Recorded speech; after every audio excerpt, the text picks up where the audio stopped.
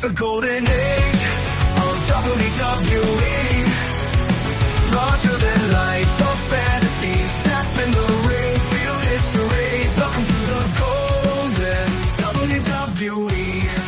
From the first WrestleMania to the first WWF cartoon, we're talking about the rise of Hulkamania in 1985 right here on Prime Time with Sean Mooney. Mooney, how you doing today? I'm doing great. And, we start this first thing in the morning because there's a lot of firsts to talk about today when it comes to the WWE. Indeed. 1985, there's so many firsts, but we got to still continue on the journey of the rock and wrestling era because in February of 1985, we have the war to settle the score on MTV. Roddy Piper versus Hulk Hogan. 9.1 million people watch this. Now, the last MTV special, 9 million. We've gone up in numbers. How impressive is the connection between WWF and MTV for the build towards the first ever WrestleMania?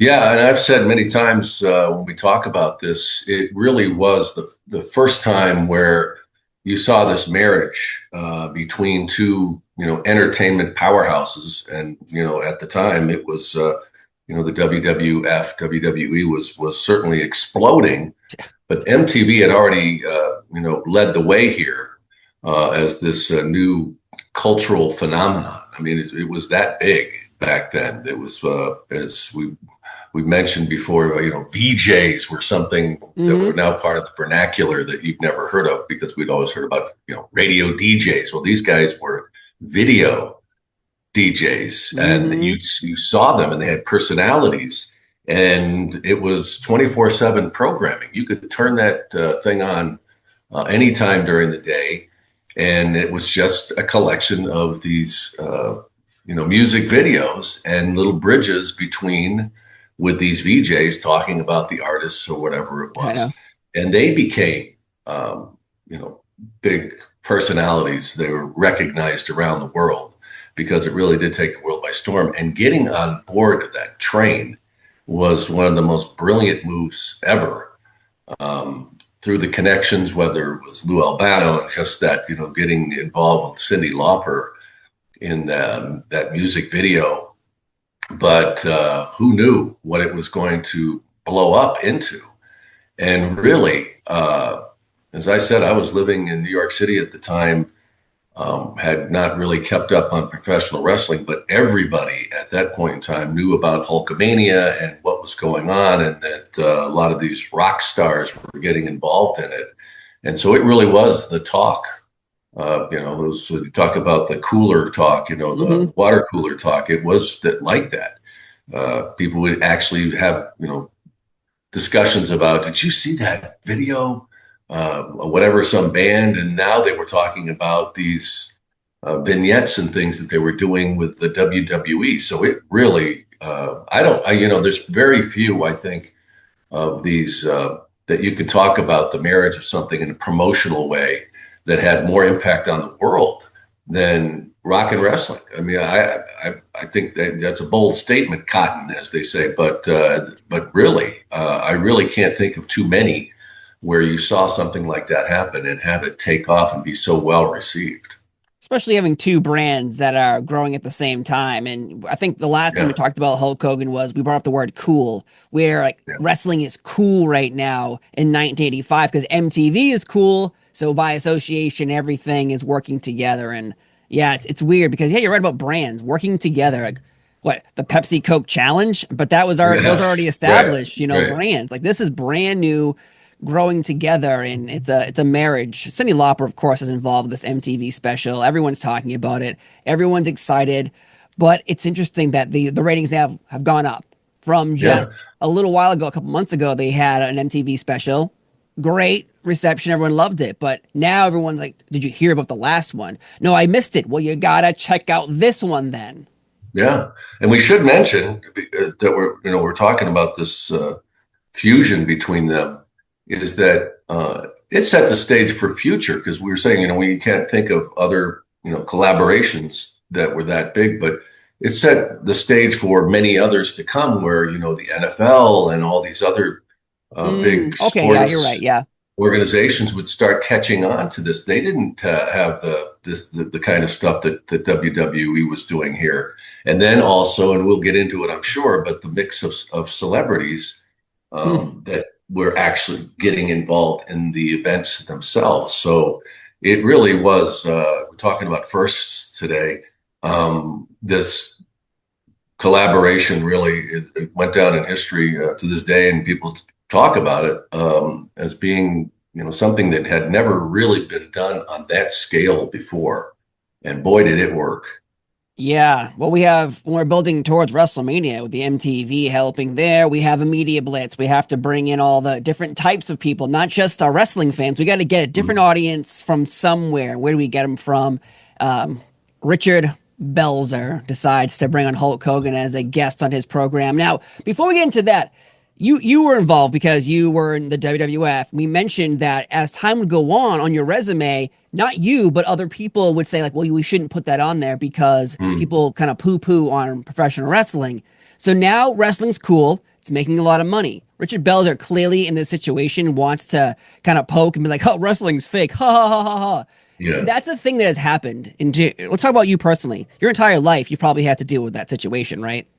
Oh yeah. Yeah. That was when I left the WWE in 1993, and a year later I was working for WWOR as a news anchor.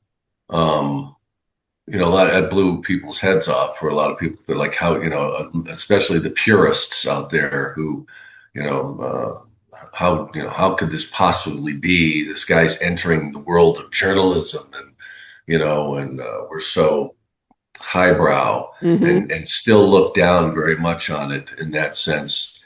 I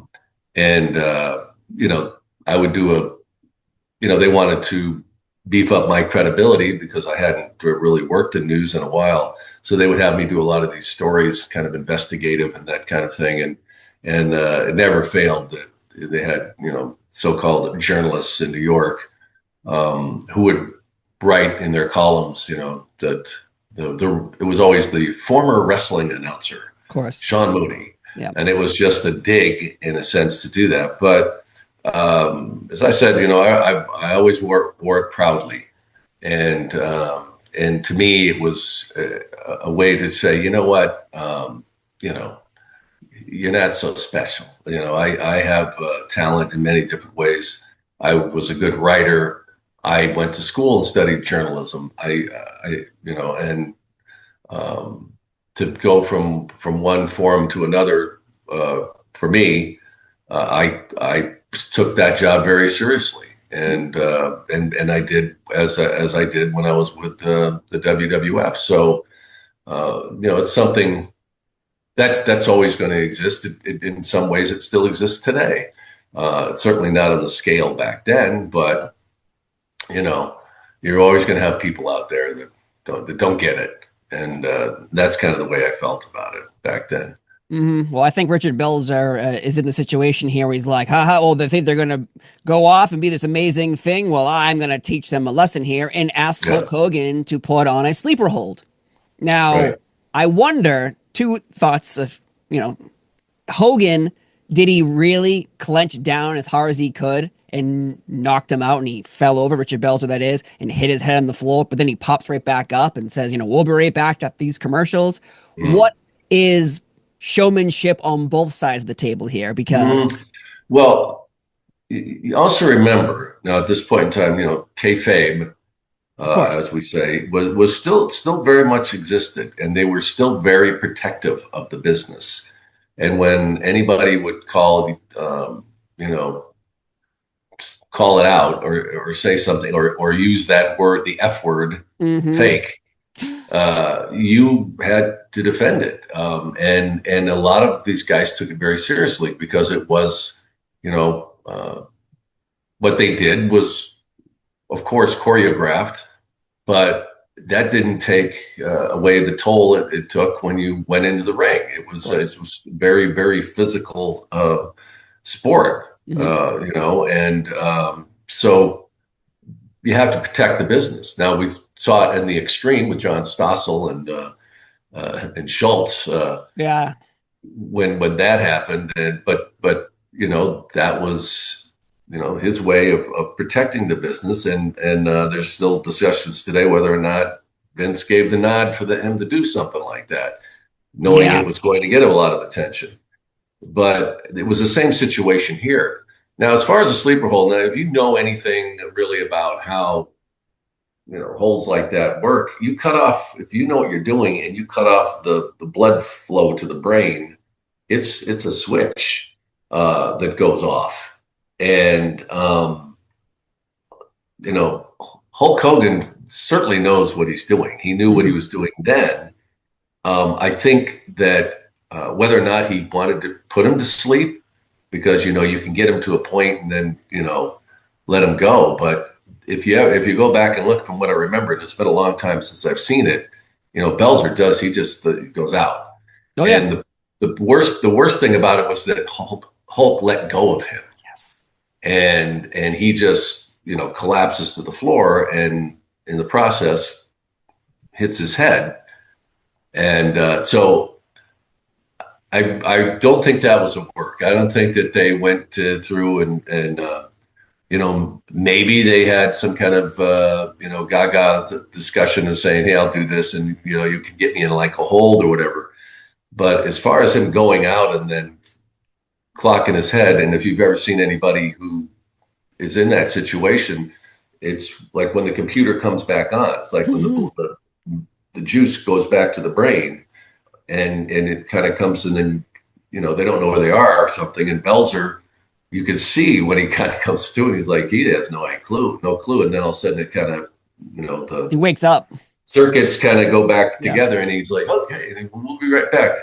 When it's clear, you could see on the floor, like the pool of blood. And he had blood on his jacket, and you're like, oh, and he smashed his head on the floor. Like, he didn't bounce. He didn't gently go. It was Hogan, let's go. Just, boom! That's it. That's it. Yeah. And if you look back, this probably has happened to you at some time in your life. If you ever, you slip on ice and you hit your head, it like it's the same things, like cement and those studio floors, they're not padded. No. Yeah. So, and it doesn't take much. And of course, head injuries, these guys, when they get gigged, the amount of, the slice on their brain, their skin there is just small. It's so tiny, but there's so many blood vessels in there. I remember one time I was playing rugby, I got kicked in the head, and I was like, you would have thought that, the top of my scalp got ripped off, and they took me to the hospital, and I was so embarrassed. I got 3 stitches. You should have been like, 30, I had to go back and face the fella. I'm like, yeah, boy, let me see it now. It's okay. They got the band. I can't. You can't show it. You can't touch your head right now. It's it'll open up. Yes. So blood everywhere. Anyway, my point being that it was it looked crazy, but out of a negative comes a positive, and like you said, it just blew up. I mean, like people, when that went out, that was, you couldn't have paid for it better. The appearance was one thing, but the fact that Belzer found out that it was real, right? Put it out there, that wow, maybe what they do is there's more to it than I think, and above all that, it just got crazy attention for it. So it couldn't have worked out better. I know it ended up costing them some money, but I'm sure worth every penny. Oh yeah, it was pretty much buying commercial time for this because you already had MTV. You already had MTV helping you. Now you have this big, strong wrestler knocking out this pompous guy trying to poke fun at what you love. Oh, cool! Like you're just adding on to the free media blitz there is. Yeah, Belzer did sue Hulk Hogan and the WWF. Yeah. There was a settlement, of what happened there. So I understand why, but again, now you have more mainstream coverage. Yeah.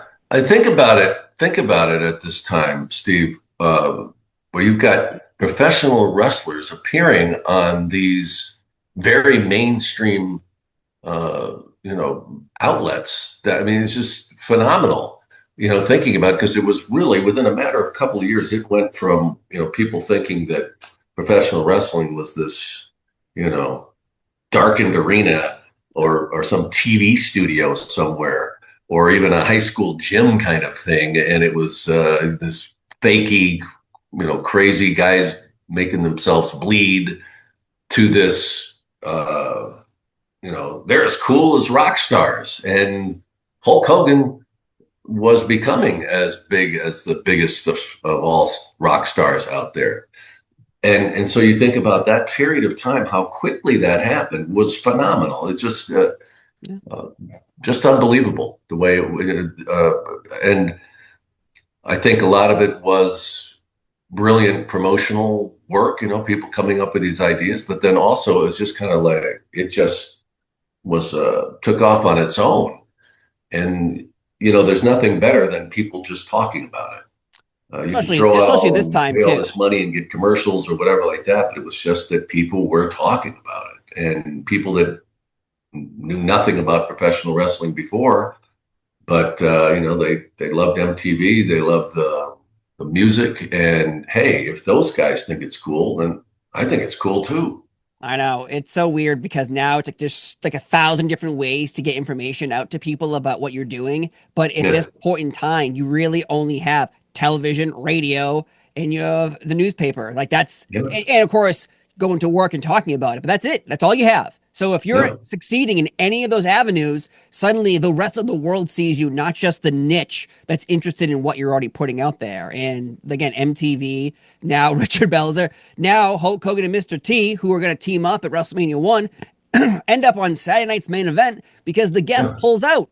So we have even more coverage, even more for the audience that you want to. You're not looking for grandma and grandpa. You're looking for the youth movement, and they're up very late watching Saturday Night Live in March of '85. And they did well. It did tremendously well.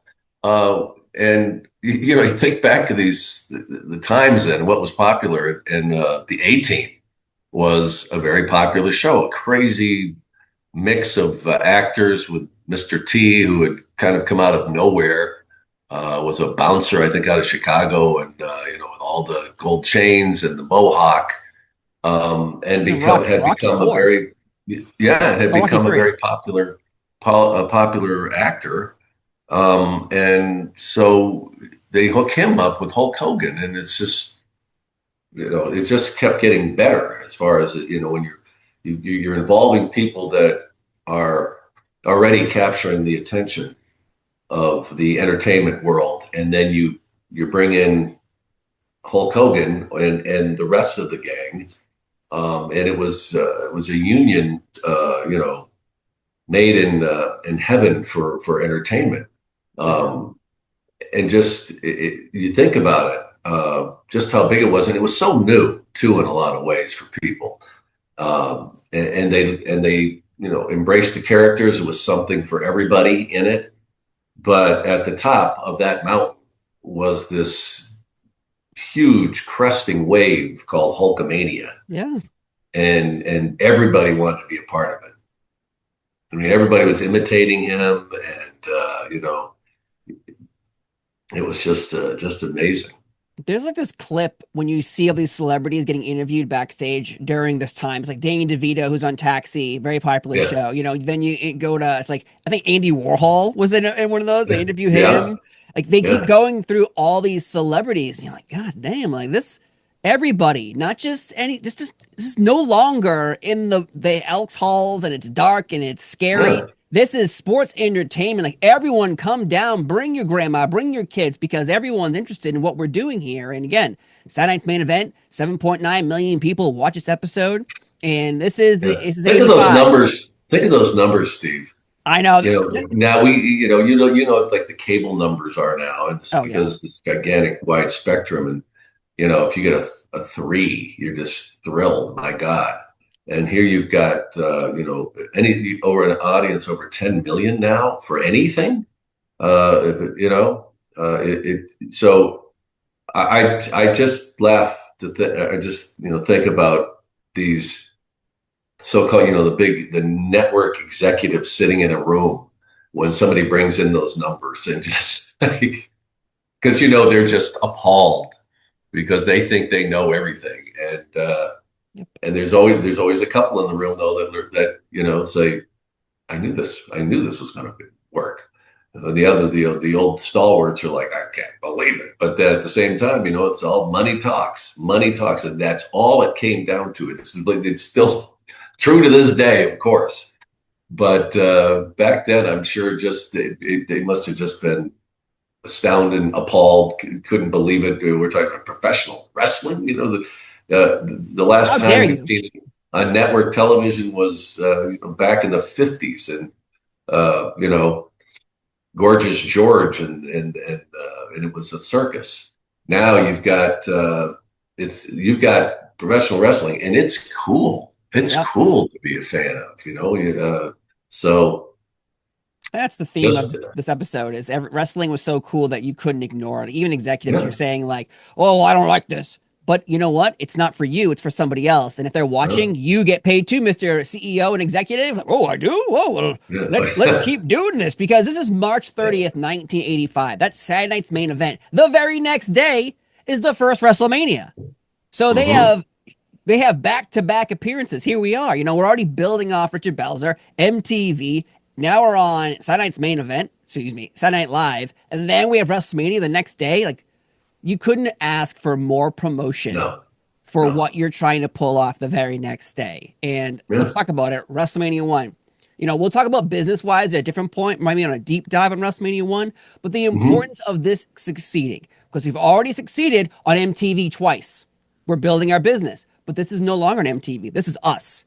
We have to do this. We can't be piggybacking on other people. We have to figure that out on our own. And they do. But closed circuit television is what produces this. Everyone brings up pay-per-views. No, closed circuit television. Go to your local theaters, go to the movie theater with your family, pay to watch wrestling on a big screen. I've done that recently, actually, and it's a lot of fun. Here is the point.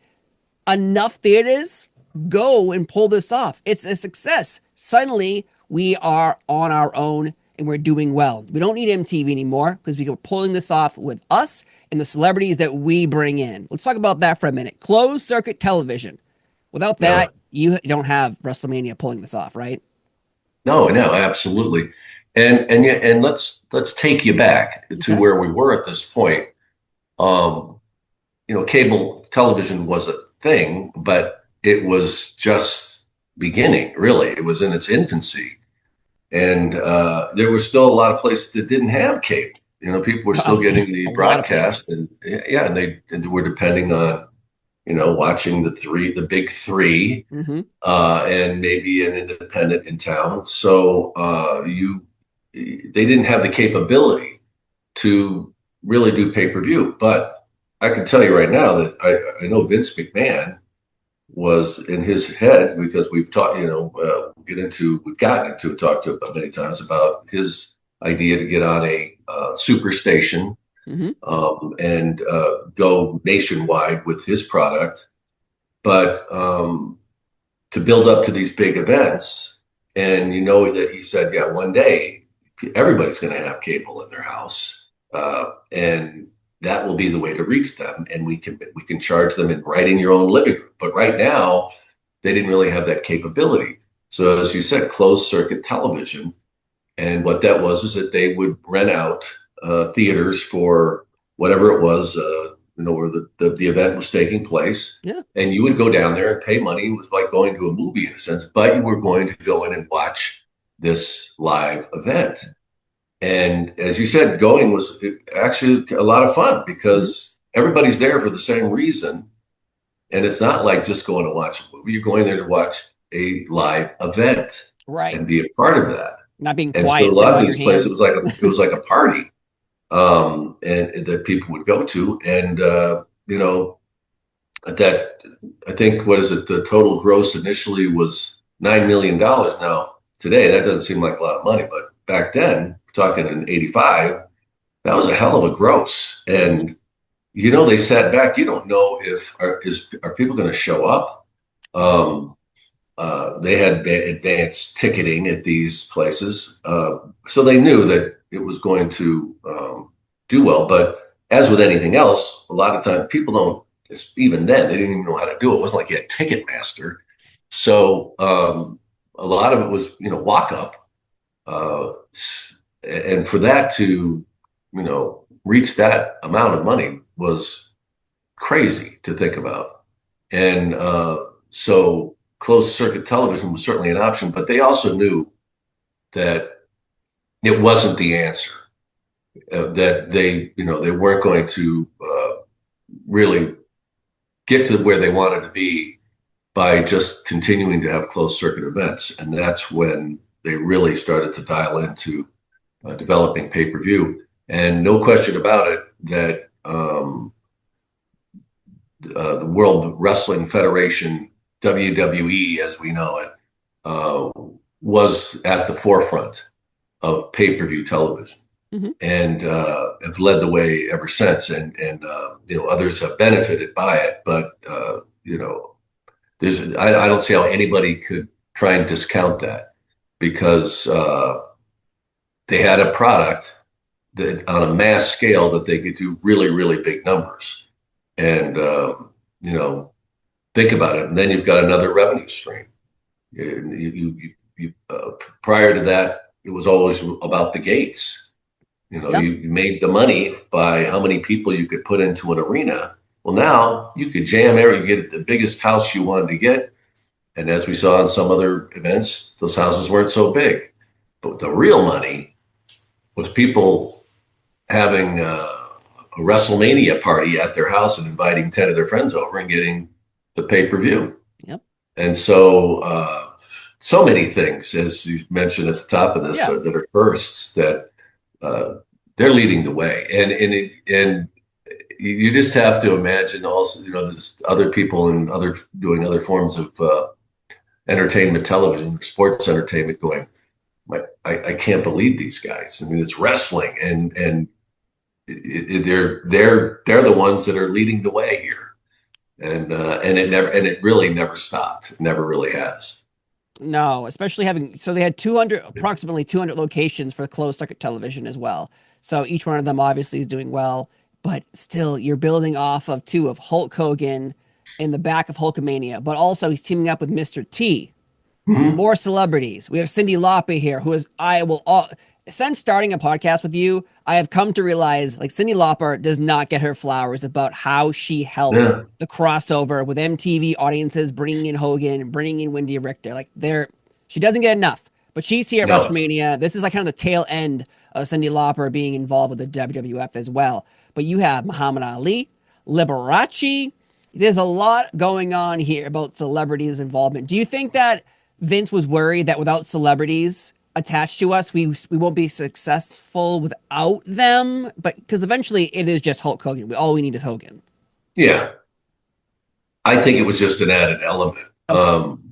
I've heard others talk about, these other promoters at the time. They tried to get celebrities involved, but, they weren't interested because they didn't see the reward of it, and they didn't want to basically ruin their brand by being associated with it. But as we've said, it's, it was cool. It's cool. So when you've got and it really just comes down to selfishly, how's it going to make me look? What am I going to benefit? What's, as Chris Chambers always says, what's the upside? You always got to look at, if there's no upside, why are you doing it? Yep. And that was pretty much for these celebrities back then. So the fact that they were getting involved and showed you there was a lot of upside for them. It was a good thing. Their managers and their agents are telling them, yeah, this is the place to be. If you get that rub, it's going to help you. And getting back to Cyndi Lauper, which, as you said correctly, that she really didn't get the credit that she deserved as far as what she did, not only for MTV too, but also for professional wrestling. But we should mention women that, in professional wrestling, what she did, like Wendy Richter, nobody really had ever heard of her, and, her palling around with her and gave some legitimacy to women in professional wrestling. And let's not forget, that was at that time, the feminist movement was very strong, girl power, and Cyndi Lauper deserves a lot of credit for not just what she did in the music industry, because she was another one of those people that, um, you know, bucked the system in a sense and had her own ideas about how to promote herself. And I'm sure when she initially started to get involved with professional wrestling, people in the industry were going, "What are you doing?" Yes. You know, but you know, the idea of having Lou Albano in her music video was tremendous. It was, you know, you go back and watch that; it's still great to watch. You know, the whole thing with him wagging his finger at her, and you know, grabs him and puts him in like an arm bar kind of thing, you know, or whatever. It was just the whole thing was great, but yeah, it worked. But I'm sure a lot of people were saying, "Oh, this is not. You know, it's going to make you look terrible, and it's going to be terrible for your career. It's going to ruin it, and whatever." And she laughed all the way to the bank. But she deserved a lot of credit. But she was just one of many celebrities that caught on to it, and you know, knew that this was a good thing to do. Muhammad Ali, although he was more, you know, was kind of later in his career, but Muhammad Ali, that he loved wrestling. If you've ever done any, you know, a look into his career and his life, he loved professional wrestling. He wrestled Gorilla Monsoon. Yes, he credits a lot of his style to, you know, like people like Gorgeous George, his promos. You know, so he wasn't looking at some other boxer. He's looking at a very flamboyant professional wrestler. So you know, Muhammad Ali was the master of promotion. Come on.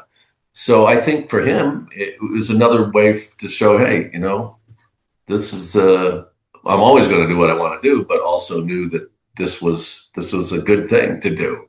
Okay. And as you mentioned, he had been involved in other promotions and wrestled with Gorilla Monsoon. I think he ended up getting an airplane toss or something like that. Yeah. And Gorilla, it's funny that he tells a story that, you know, there was a little bit of a shoot aspect to that. Gorilla wasn't on board. That he didn't, you know, like the idea that Muhammad Ali was going to make fun of him in a sense. So that was part of it. But another brilliant move by Muhammad Ali.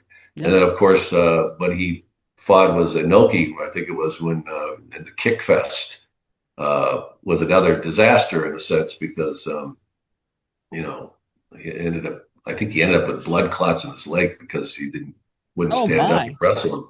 Yeah, I don't know if you remember that promotion, but anyway, it was Muhammad Ali was another one that just understood that you got to go out and make your own promotion and not be fearful of what it's going to do. If you believe that it's going to help you, then you go for it. And so overall, though, you know, suddenly celebrities wanted to be on board, and it wasn't because I want to help professional wrestling. No, it was because they knew they can help me. The rub from it was a good thing. Yeah. No, we'll do a deep dive on WrestleMania, but again, with Hulk Hogan involving there, it's a success. We've had a great first half of year of 85, you know, MTV, 9 million people. We're on SNL, 7 million people. WrestleMania, a success. Well, guess what falls after that? The first ever WWF Saturday Night's main event. When SNL is not going to be on air, NBC in the WWF created a deal. We're going to have programming at the time SNL supposed to be on. Great spot on primetime television at 11:30 at night. But still, May 10th, 85, the first ever one. It's Hogan versus Cowboy Bob Orton, connecting the pieces, what happened at the end of WrestleMania 1. So again, business is booming because you keep hitting home runs. Again, this will start a tradition of SNL being moved for wrestling until 1992. The success of Hulk Hogan in the WWF, it gives all credit to this, right? Oh my God. It was... And the number was something 11.6 million people watched it. Now think about that, folks. When what people tune in now, it's got to be really big. You're talking about a Super Bowl or you know, something where you're going to get you know, big numbers like that. This is a Saturday night's main event, and I don't know what SNL was getting at the time, but I don't think they had that many people watching them for their episodes. So this was another eye-opening, experience for the networks of holy crap, they got this. This many people watch. So they took that. Boy, did they take notice. And and of course, it was another example of just how big Hulk Hogan was getting, because that really was the show, and to see him on there. And this was a collaboration with Vince McMahon and Dick Ebersol, which would last for many years. Ebersol was another one of those. He was one of those executives in the room that hated the old standards and these guys thinking that they knew better. Dick was one of the founders of that whole format with SNL, and he was always one of those people that looked at things differently and just had a knack for just looking at something and saying that this is different, and I think this is going to grab people's attention. And he knew, seeing what the Hulkamania was doing, that this could really work, and it was a great move, because look how long that lasted. And you brought up numbers too, so let's just, these are two numbers we have in front of us, obviously. So when Hogan and Mr. T showed up on that SNL before WrestleMania, 7.5 million. Mm-hmm. So when SNL is removed and we put in WWF programming at the same exact time, 11.6 million. What a damn jump. Mm-hmm. Also, if no one knows, SNL went through a very big slump, and it was the 80s. They didn't get going again. Eddie Murphy and things like that, but didn't have the same Chevy Chase and your Bill Murrays and Dan Aykroyds and things like that. But Hogan, with all the success, the man wants to go to Hollywood. You can clearly see his eyes are on it already. Originally, though, Hogan filmed a pilot for a TV show. It didn't get picked up, so they made it into a movie that would air on ABC just 2 weeks after the first ever Saturday Night's main event, which is called Goldie and the Bears. Let me give you the plot. After a private investigator dies. It didn't make it. Oh my God, I can't believe that. How dare you interrupt my time? When you have a title like that, it didn't take off. Goldie and the Bears. Hey man, all right. It didn't get picked up, but it had a movie, and at least Hogan was in his first movie. After a private investigator dies, his daughter, former coach, and 3 former players take over his detective agency. That sounds like a terrible show. Yeah, it does. And I'm really amazed that they didn't come up with something better to play off of what they were seeing with Hulkamania. What it could have been, professional wrestler by night, incredibly detective brilliant sleuth detective by private investigator by day, that they wouldn't have rolled that in there to take advantage of it. But Goldie and the Bears, I mean, just the title, I would have scrolled right through that anyway, just by the stupid title. It sounds like Goldilocks and the 3 Bears. It sounds, like what in the world? I can imagine the executive. As you mentioned, it was a foray and a new challenge for Hulk Hogan. And with a lot more to come. Yeah, that's just so funny though. Like Hogan never really took off that much. My favorite show for him is Thunder in Paradise, where he does drive around in a boat, and it transforms into things. And when it needs to fight, voodoo doctors or whatever, things on the beach. I like that show. But that was also for me as a child.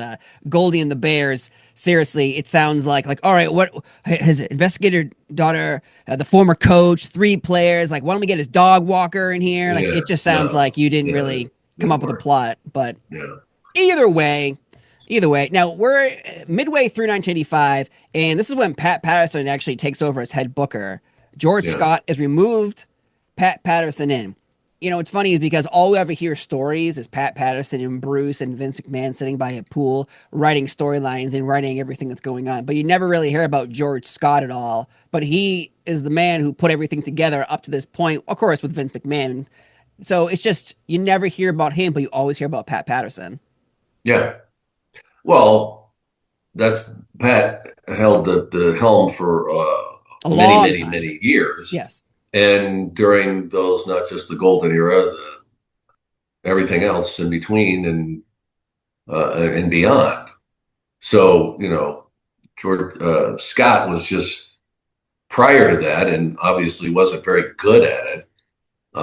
Pat was somebody who, just really, really understood the business. And I don't know if there are many others who knew the psychology of it better than Pat. And Pat was one of those people that, knew everything. I mean, he'd done it all in professional wrestling and was always well known for his, ability to read a crowd and understand what people wanted.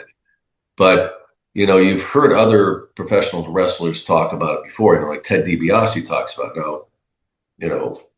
Ted DiBiase, tremendous in the ring, and also understood the psychology of the business and how to get crowds to react. It's another thing, as he admits, that I can do it. I just can't tell you how to do it. Mm. Pat was one of those people that could. You could have whatever the match was going, and they might get stuck on like, well, how do we get out of this? And he would say, oh, how about doing this? Let's try this, and then and it would be like, wow, that's great. Like he came up, with many different of the events Royal that we Rumble. had. Yeah, the Royal Rumble, where before, it was, 30 guys in the ring, and then to start, and it was just a ridiculous mosh pit. And one by one, you would, eliminate people, but half of what that was going on, you never really got to see because there's just too many people in the ring. And it's like, what if we bring them out one at a time? And then they come and they go, and they for three, and there might be four and the six, and there might be whatever. Wow, nobody thought of that. And it was, there were like a lot of things I know with Pat when he would come up with something, and they'd be like, why didn't we think of it? How come it took us this long to figure this out? But Pat was responsible for countless numbers of historic finishes. I'll say, where he just had that. They would come up with a match, and everybody had been putting everything into the pie, but Pat was the one who would say, "And this is how we finish it," which of course is the beginning, the middle, and the end, and it's how it ends is what either wraps up a storyline or takes you somewhere completely different. Yeah. And Pat was brilliant in that way, and I saw him in action when he would be looking at something where guys would come to him and having issues with how do we do this, and he would say one simple little thing, they'd be like, oh yeah, that's perfect, but that was, when it happened, I don't think Vince ever looked back. No, because that union between those two was made in heaven as far as what the success that would follow, and Pat taking over just at the right time, because that's when it really all took off. That's when the rocket ship, it keeps going up and up and up. This whole podcast. And also remember, Steve, at the time too, the boys, they worked, for the most part, would work out their matches, and as many as would, like Randy or Brett, would work out, basically step by step in a match. But a lot of times they would, it was improvised. There was this improvisation going on in the ring just from having done it so many times and knowing what to do next, but also being able to read the crowd. Mm-hmm. But I know that when it came down to it, when these storylines mattered and where they were going, it was very much Vince and Pat and Bruce, when he was part of that triumvirate, were literally calling the shots. And as we got to see back then, they were able to weave this stuff where you could plot it out basically for a year sometimes, where you were going with this, and so it was very careful along the way of what would happen. And we were shooting all this stuff, when they started doing the vignettes, and each one of those had to be part of the puzzle. So you could go back and show highlights. And, this stuff had not really been done. Right. So it was all just evolving. At this point, it was just really beginning as far as, this new way of storytelling and how they were going to, get from pay-per-view to pay-per-view eventually. That's true. They're kind of running the book, the manual, as they're going through 1985 of what to do next, how to do this, how to keep going. And with expansion, the WWF always is about marketing to children. And we have our first ever WWF WWE cartoon, the Hulk Hogan Rock and Wrestling CBS Saturday mornings. Get your PJs, get your cereal. September 14th, 1985. It lasted until October 18th, 1986. And then it continued a little bit after 87. But seriously, the first ever cartoon. Again, we are doing everything. When you have a cereal or a cartoon that you are part of what's happening in the world. Ninja Turtles, Ghostbusters, didn't matter what movie it was. Wrestling is so cool that it needs a cartoon. What'd you think about this? Because talk about the characters. You got Hogan, Junkyard Dog, Captain Lou, Andre, Wendy Richter, Jimmy Superfly Snuka, Hillbilly Jim, Tito Santana, but the bad guys on the cartoon stopping the good guys. Roddy Piper, Iron Sheik, Nikolai Volkov, the Fabulous Moolah, Big John Studd, and that devious Mr. Fuji. Randomly, Bobby Heenan and Mean Gene would show up. The expansion of your brand is not just reaching adults; you are now reaching Saturday morning cartoons. This is it was a natural match to do something like that, and then they had the audience for it. But what's wrestling all about? Good guys and bad guys. What are the cartoons? Johnny Quest, the ones I used to watch when I was a kid, and you'd have the same thing where. I saw that list of the characters, and I was saying, this is like perfect. It's heels and baby faces. Yeah. So it was. And the bad guys are always up to something dastardly, and then the good guys would fix it. Well, that's wrestling in a nutshell, right? That's yes. So it was easy. But the point of it, though, is seeing that they had a cartoon that was very popular, showed just where they were at that point, as far as taking part of pop culture and everything that went with it, and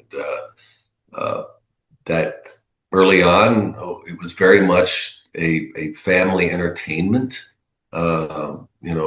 product that they were putting out all that time. Pretty much that I was there, that was the focus. They wanted the families to come to the as a family. It's mom, dad, and the kids coming to the arenas. And so this was another part of it. You're getting the kids, and Hulk Hogan was the one leading that charge, and it was just all working. It's like all of this coming together, and let's do this, let's do that. We've got, like you said, you got Hulk doing a crossover. These guys are into doing movies and television, and everybody else is getting the rub from that too. And then you got cartoons. These guys, and these are now other revenue streams for these guys. And I don't know how much money they got, but I mean, it's something else. And then remember, when you're watching these cartoons, what's in all the commercials? Toys. They're selling merchandise too. I mean, it was all of it was just. I don't even. They probably just couldn't even keep up with it at the time. They're just like, let's just do it, and see where it lands and where it takes us.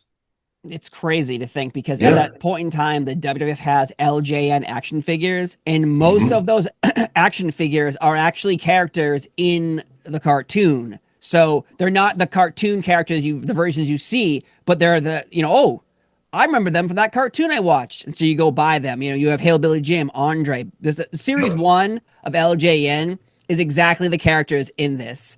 You have Superfly, Andre, Big John Studd, Hillbilly, Hogan, Iron Sheik.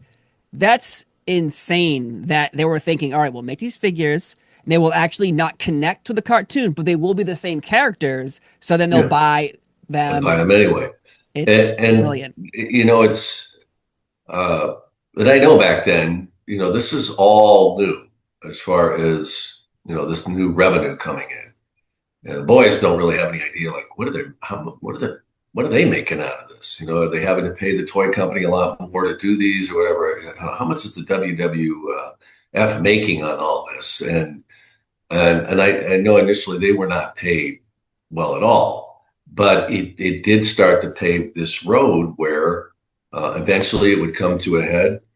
And, it wasn't like Hulk Hogan was looking to make sure everybody was taken care of. He wanted to take care of Hulk Hogan. But in the process of doing that, he set the stage, set the precedent for others who would benefit by it tremendously.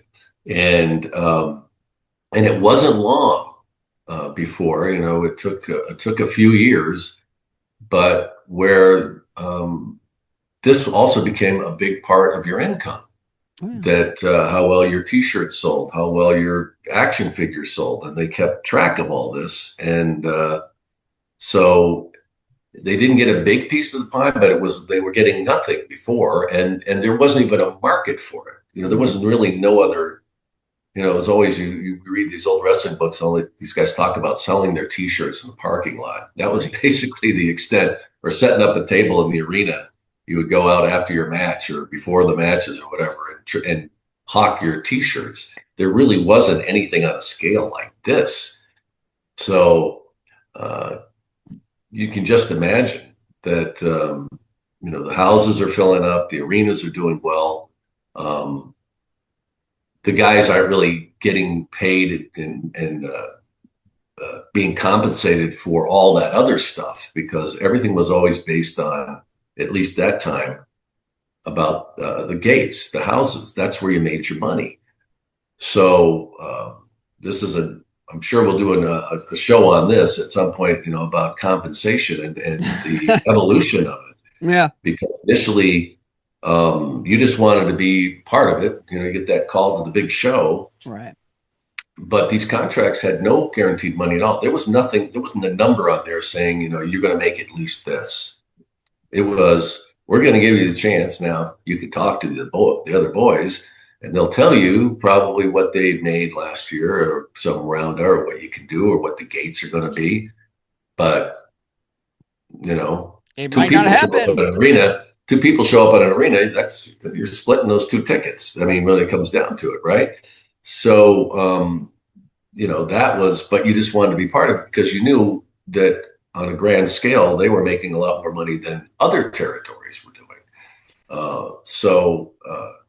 Just to be on that. Now, some will dispute it because they were paying for their own way, and then houses did dip. But at the time, you wanted to be on that train. So when they start taking advantage of it, and Vince even knew then, well, get a character, we're going to trademark it, and then you can't take that away from me ever.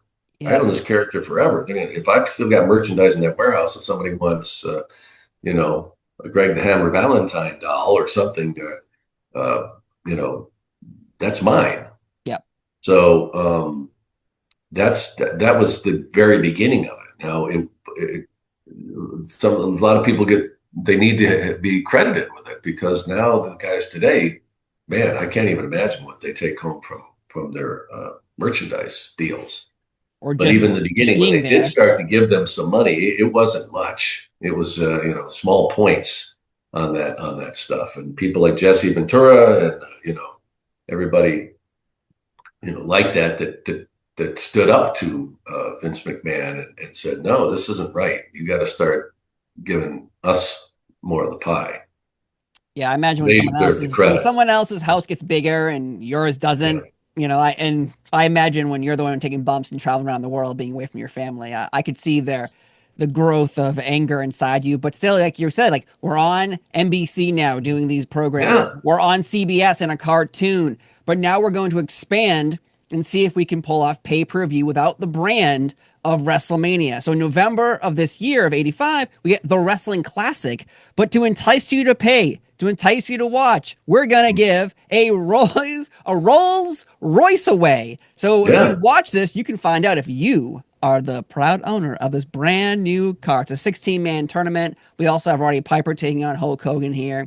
It's the first pay-per-view in the WWF's history. You know, WrestleMania 1 maybe had like 1 or 2 homes that could probably get it, but this is the official one where we are targeting pay-per-view versus targeting closed circuit television. Right. So this is the first avenue out of WrestleMania. It did fine. You know, it didn't do crazy numbers. It didn't do big numbers, but what do you think about that, where you're trying something, but you're not using the WrestleMania brand? You're trying something different. No celebrities really either.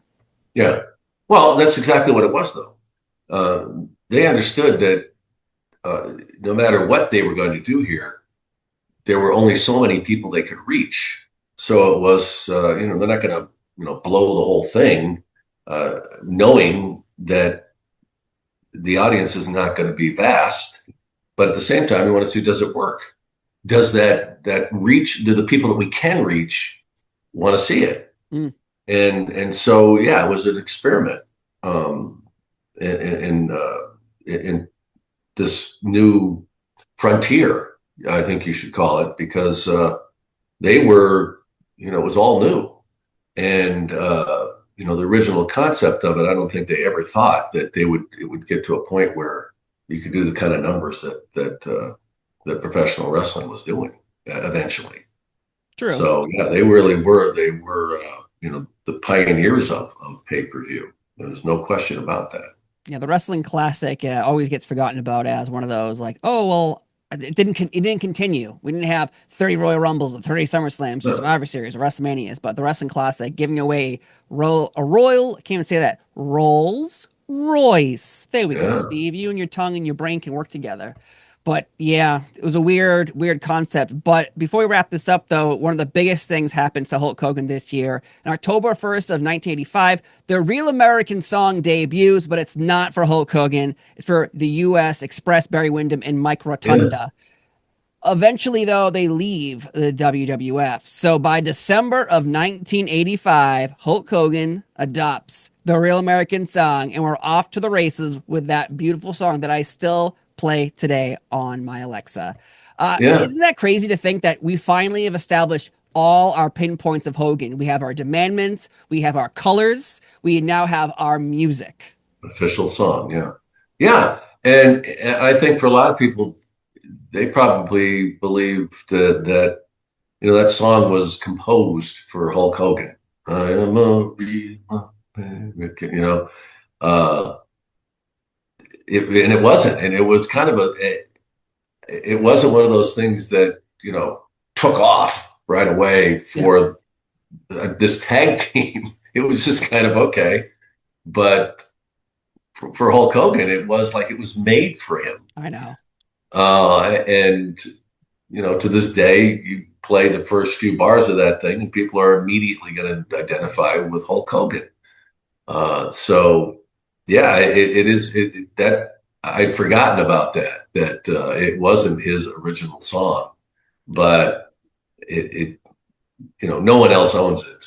Then that's it. It's Hulk Hogan. It's identified and it's emblazoned in his everything about him. You play that song and it's all about Hulk Hogan. Yeah. It becomes his. Like, we have finally the entire package of Hulk Hogan is complete. Everything, the cupping the hands, the posing, everything that we love about Hulk Hogan is officially, boom, we got it. Now we're going to 86 with so much more happening, 87 and so on and so forth, right here on the rise of Hulkamania. But 85, first WrestleMania, first cartoon, first Saturday night's main event. This is insane for a company growing so fast. It's a phenomenon. It is. There's no question about it. And you can say it changed the world of entertainment. Not just the industry of professional wrestling, not just the entertainment industry. I mean, as far as rock and roll and all that stuff, it changed everything because it showed how two very completely different genres, completely different forms of entertainment, whatever, could come together and benefit. Both sides of it benefited. But it was also this marvel in marketing. and promotion that no one had ever seen before. And all this crossover. I mean, as we talked about, that, Saturday Night Live, they're taking the spot of Saturday Night Live and blowing Saturday Night Live out of the water as far as the numbers go. You know, developing this, network program. And of course, it wasn't on every week, but when it went on, it did very well. And then you've got Hulk Hogan crossing over into these other worlds of entertainment. Goldie and the Bear. And being embraced, because we know, like, the movies would come, and he laid the groundwork here for us seeing other people do it, and doing it exceptionally well, and changing that world. So it was a marvel. It was just a phenomenon that, and within you talk about that year, 85, like, was when everything changed. I know. It's insane to think that, I thought last time we talked about 84, I was like, oh, this is their big year. Then you go to 83, like, that was their big year. You get to 85, like, God damn, this is a big year. So every year for Hulkamania and Vince McMahon, clearly the relationship is growing, but eventually it will splinter off, because, as you notice, a lot of these things have Hulkamania or Hulk Hogan show. It's not WWF yet. We'll get to that eventually. But again, thank you so much for everyone tuning in and talking about Hulk Hogan's 1985 right here on Prime Time with Sean Mooney. I'm C. Fall. He's Sean Mooney. Have a wonderful day, and we'll see you next time. Bye-bye. It's the golden age of WWE. Larger than